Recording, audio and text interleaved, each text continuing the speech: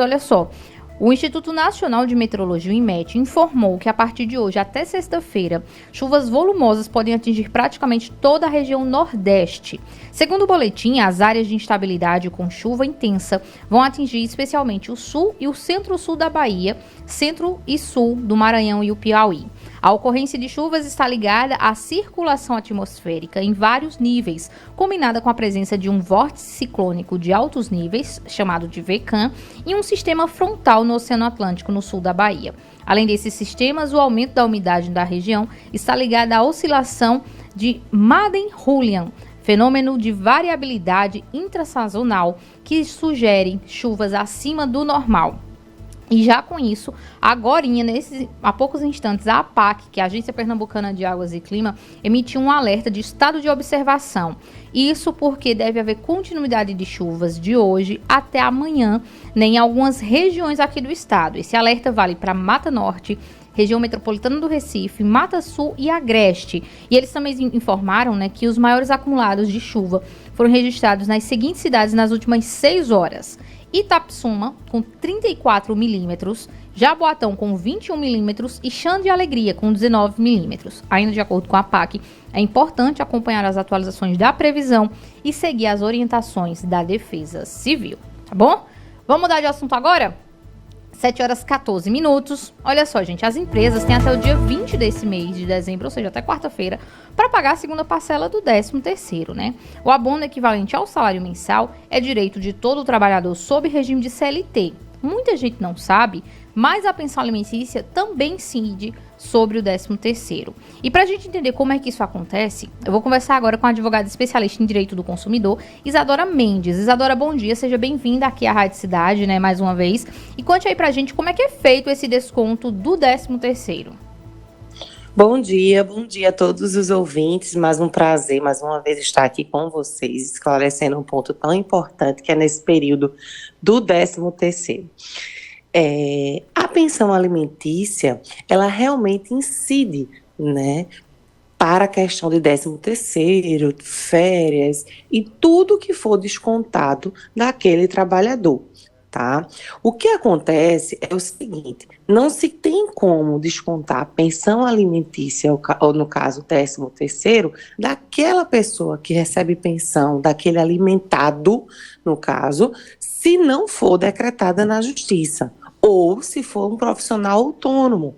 É importante saber que esse desconto, esse repasse do 13º, assim como outras incidências, como férias, gratificações, ela só pode ser repassada para o alimentado, que é aquele que recebe pensão, em caso exclusivamente de quem paga for seletista, ou seja, ser carteira assinada.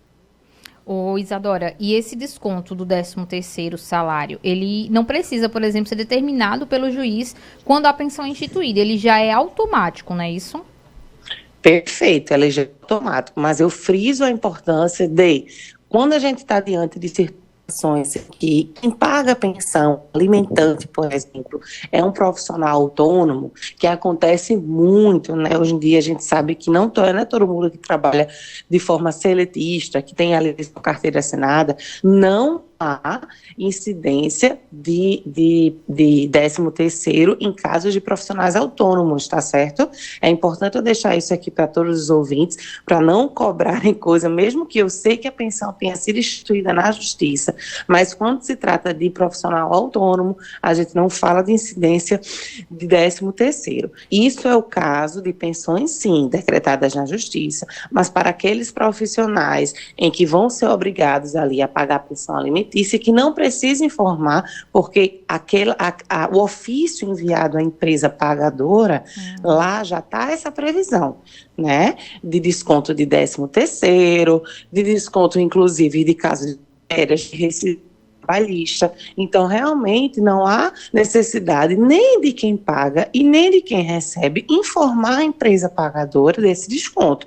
Porém, lembrando, a incidência de 13º só cabe para aquelas pessoas que pagam pensão alimentícia, mas que estão sobre o regime de CLT, que é as consolidações das leis trabalhistas. Isadora, a gente tem visto, por exemplo, o movimento da pandemia para cá, de muitas pessoas que deixaram seus empregos CLT para virarem autônomos, microempreendedores individuais, enfim. Nesse caso, por exemplo, eu era profissional CLT, pagava a pensão alimentícia, então ali já vinha descontado no 13º. Mas aí, meu vínculo foi encerrado, eu virei autônomo e virei empreendedor.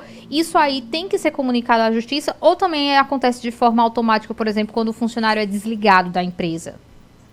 De forma alguma. É obrigação de quem paga a pensão, aquele alimentante, informar qualquer mudança de trabalho, de residência, de status para a justiça, certo? Até porque a gente vai ter casos tanto de aumento de pensão como de diminuição de pensão.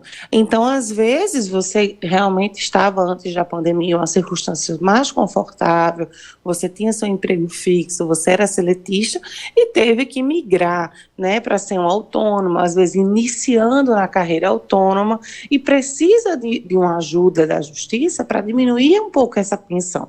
Então, até para conseguir isso, você precisa informar na justiça, entre aspas, seu paradeiro. Você tem que informar onde você está. E nesse caso, que ele era seletista e passou a ser autônomo, os descontos existentes enquanto seletista, que era diretamente na folha, não vai ser mais assim. Ele vai pagar em cima de salários mínimos que a gente estipula para quem é autônomo.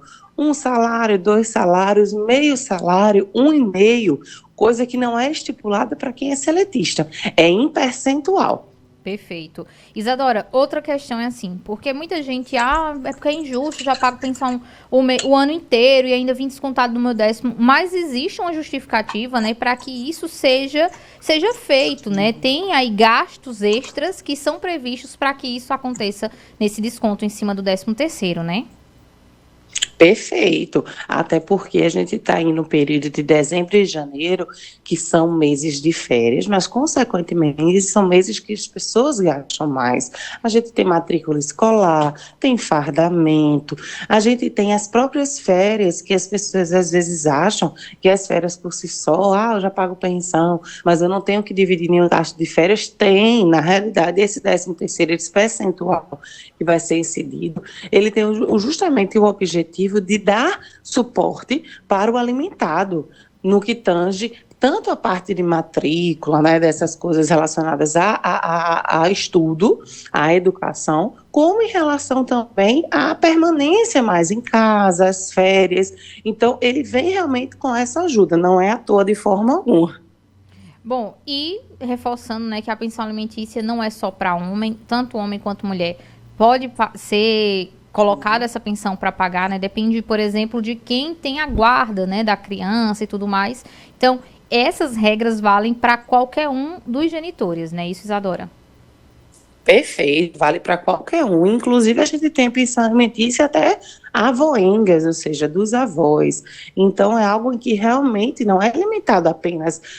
Claro, a gente tem uma proporção, né, de 100, a gente tem aí que 70 realmente se tratam de genitores homens. Mas isso independe. Você, como mulher, você pode pagar pensão, você, como avô, pode calhar, né, dado a necessidade e a falta de condições dos genitores, você pagar também.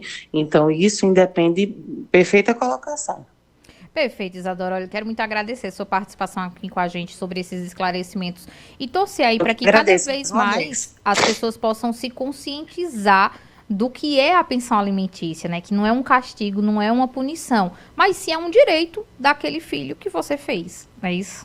Perfeito. Isadora, muito obrigada e até a próxima.